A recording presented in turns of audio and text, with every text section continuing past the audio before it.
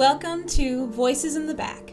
Over the next few weeks, we'll be having conversations with BIPOC Minnesota artists on the topic of racial issues, and at the end, a performance.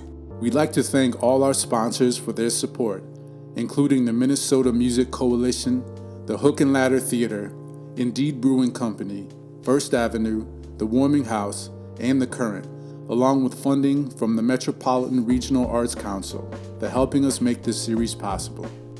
If you'd like to support us and help keep our series going, please donate to our Give Minnesota page, either on the screen right now or linked below. Make sure to follow us on Instagram, Facebook, and Twitter using our handle @VoicesInTheBack. Welcome, Voices in the Back. We have with us today Carnage The Executioner.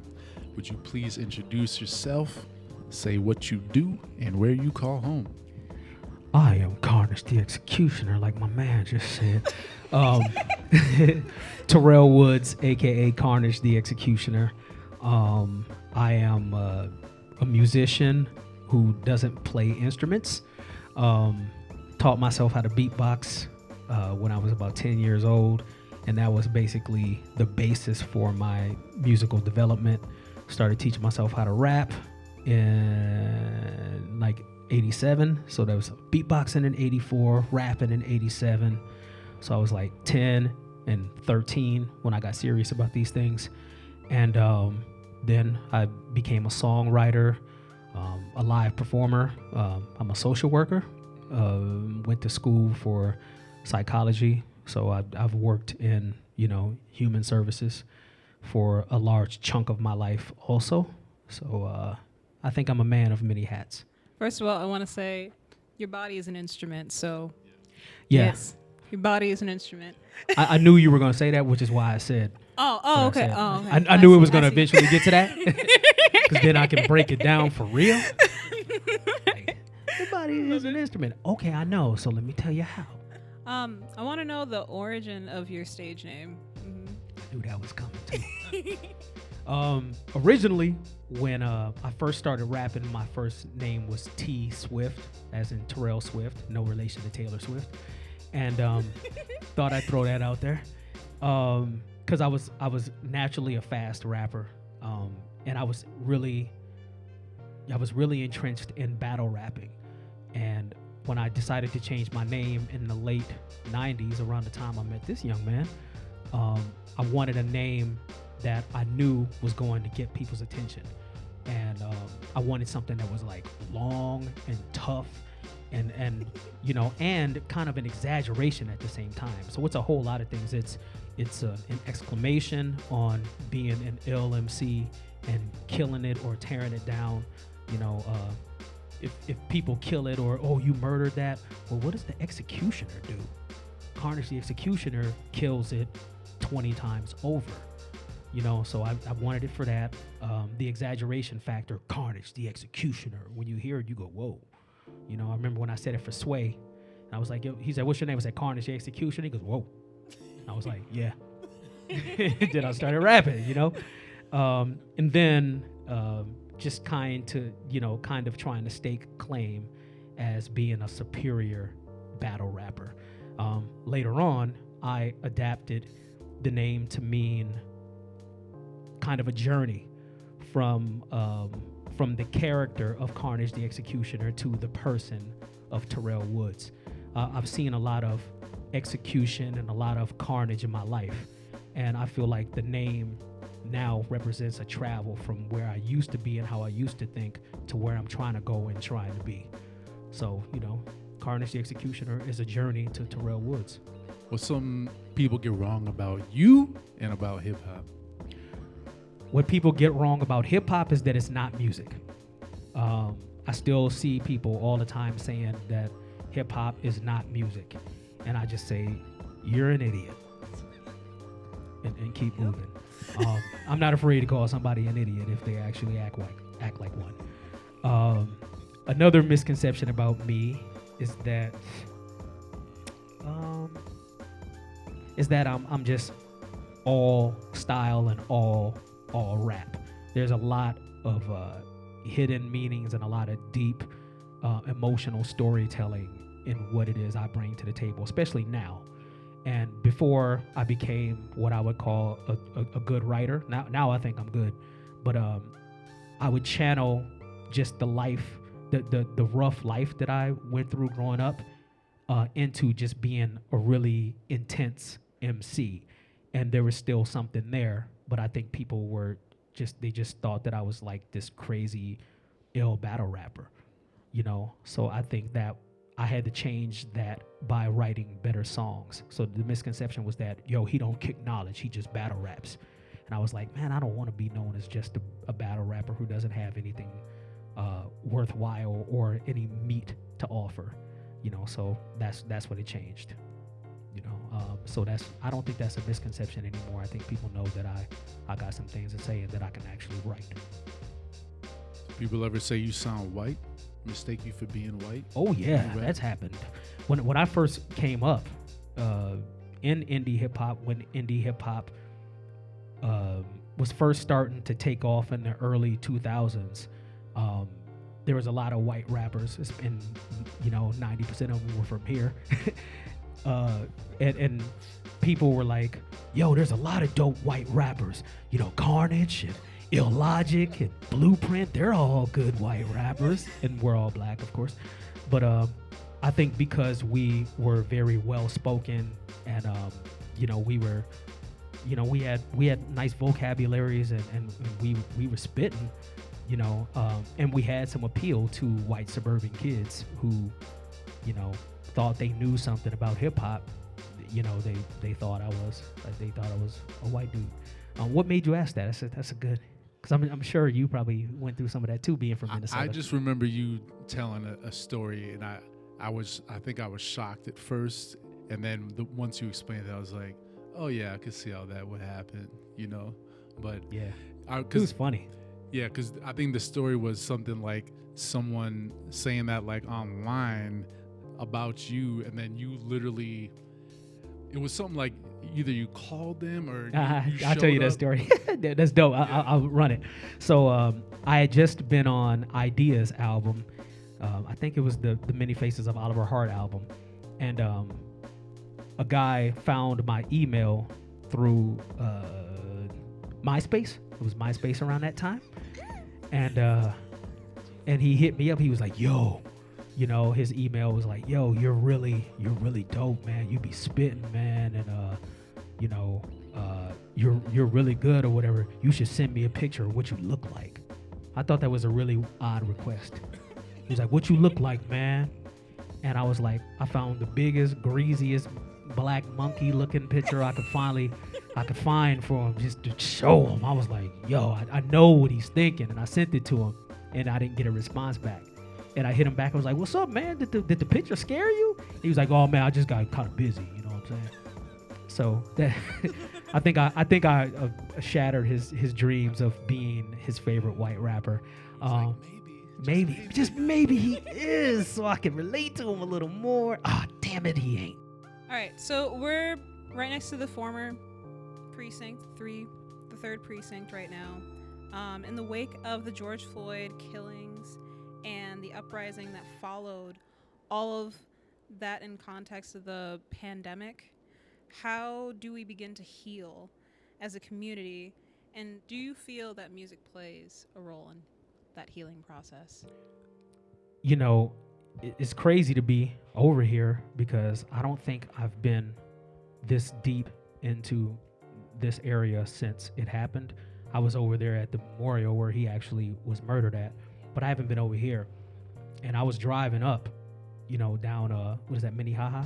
And I was like, oh, dang, that's gone. Like, it was almost, it was surreal because I didn't realize, you see stuff on TV and most of the fires were happening at night. And then, you see, video footage of people cleaning up the area or whatever, but you can't see everything in context at the same time. You just kind of see scenes. But like actually being here was weird, driving up like, oh, it really happened. It kind of brought back some painful memories. And I remember when I watched the George Floyd thing, happen on video. The first time I saw it twice before, and it was only the 3-minute version. You know, it wasn't the whole thing. But the first time I watched the whole 8 minutes and 46 seconds, I just cried. And I cried for 45 minutes. I couldn't stop. Like, I just went to my bedroom and put my face in the pillow and just cried. And I felt so helpless. I felt worthless. I felt, unneeded, abused, neglected. Just like all of these, really bad things just started coming into my head.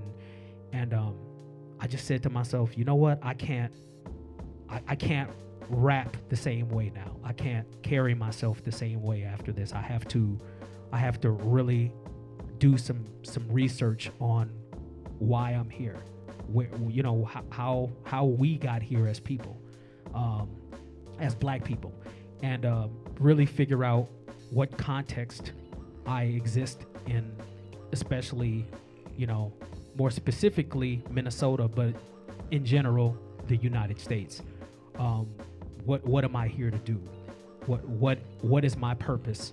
I now know exactly why I was brought here, how I ended up here. But now I'm really thinking about how to approach what I do, given what I've seen and what I know now. And my music, the newer music that I'm writing right now, that I'm doing, has taken almost a 360, and I feel like I owe it to myself and to my music community to come with something that's a little more challenging and really ask those hard questions. So I have a lot of material coming up that is going to make these really definitive statements. It's going to ask some really hard questions, and it's going to make a lot of people feel uncomfortable, because I was uncomfortable having to write it. I'm not uncomfortable as I write it, but being uncomfortable made me write it. So if you're listening to music and you call yourself a supporter of Black art, then you got to be uncomfortable with me. Otherwise turn it off and go and listen to something that's a little happier and less Black, because it's about to get crazy, but not in a way where I'm like, I'm not out disrespecting people, but we can't play pity pat anymore. We can't play touch football. We got to fully tackle. And that's what the times have brought me to, is realizing that I have to use my music to not only inform, but every time I write something, it heals me a little more. I write it, and to say it out loud and know that I actually have this knowledge and this experience now, and acknowledge it is a whole different thing. Because, for a while I just felt like I felt stupid. I was like, why did I not know this? Why did I not know the history of the area George Floyd was killed in? Why did I not know the details about how redlining pretty much started in Minnesota? We were one of the first places to ever implement that, and what it meant to have him die in the area he died. Just doing the history and having people saying, you guys, your anger about George Floyd is, and it's white people saying your anger about George Floyd is pretty much out the window because you destroyed your own neighborhoods. And I'm like, no, we didn't. Them ain't our neighborhoods. We don't own any of this. A Black business on a white-owned block is not a Black business. So when, and I'm with Martin Luther King, where he said, riots are the voice that we as people who are voiceless take on when we're not being heard with our regular voice. It's a different way of speaking. And I'm not condoning riots, and I'm not condoning looting, but I definitely know where it comes from, and I understand it. And if you don't understand it and you don't want to acknowledge it as legitimately happening for a reason, then ... I just leave it there. Ever since you walked in, I saw your tattoo, and I want to know, what is it about? You got like XXX? Yep, XXL. One of my stage nicknames is Carnage XXL or C3XL. It was a name that a friend of mine who started doing art for me around the MySpace days gave to me. He was like, yo, I'm gonna start calling you Carnage XXL, because at that point I was quite a bit bigger than I am now. I was about 120 pounds larger than I am now. But he was like, when you come in the room, you just demand attention. You just take up space, and not just in a physical way, but just like, physically, of course, but like just your presence is very, consuming. So I'm gonna call you Carnage XXL. And it kind of stuck. I was like C3XL. It's like my Star Wars name. There's RJD2, C3PO, and then there's C3XL.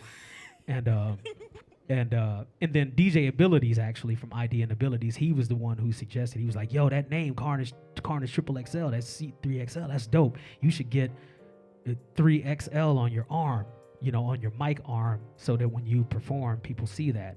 And he told me that back in 2004, 2005, and at that time I was afraid of tattoos. I was like, they hurt. And then I went to France, and I got offered a free tattoo for it was a rap thing. It was like, yeah, that's another story. But this I got mad stories. But this dude was like, yo, I'll give you a tattoo in France, and I was like, this is a good time to get the XXL. So I told him what I wanted, and then I said, kind of put it right. He was like, nah, if you're gonna have XXL, you need to go big. Like, you need to take up your whole forearm. So that's what happened, and I like it. I think it's dope.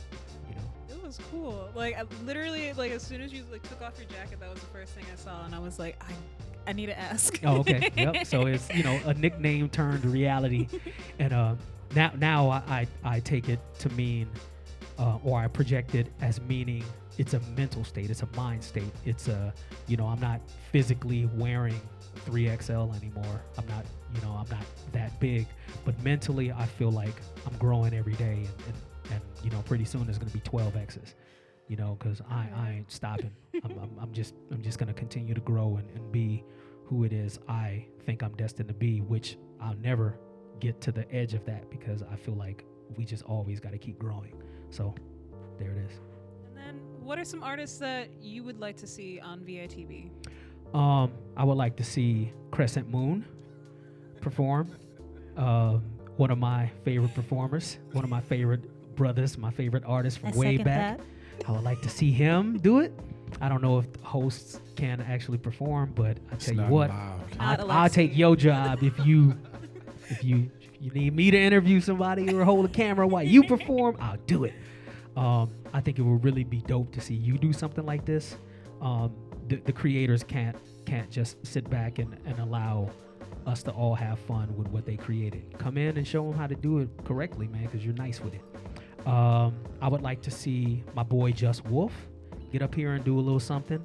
I would like to see Desdemona come back and do something. She hasn't been super active as far as doing shows as much as she used to, but I think it would be really dope to see her do something. Also, a shout out to my brother Big Jess and Unknown Prophets. I wouldn't mind seeing them do something here.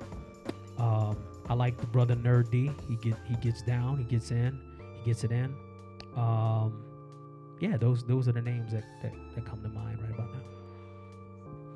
All right, man. Anything else you want to plug before we sign off here? Yes, follow me on Twitter, Carnage XXL, Instagram, Carnage The Executioner, Facebook, Carnage The Executioner.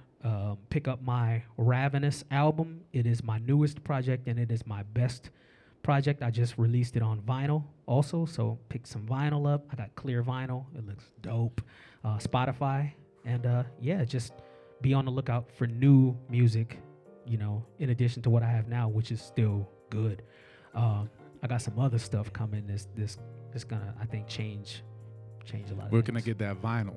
You can get that vinyl on Bandcamp. I finally put up my Bandcamp. So yeah, there's a Bandcamp store, Carnage The Executioner Bandcamp store.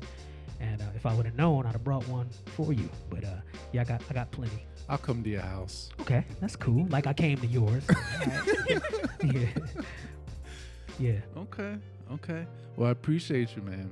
Thank you for having me, man. It was, Yeah, it was thank you so beautiful. It was fun to get back on stage and do it like we used to. All right, y'all give it up for Carnage one last Thank you. time.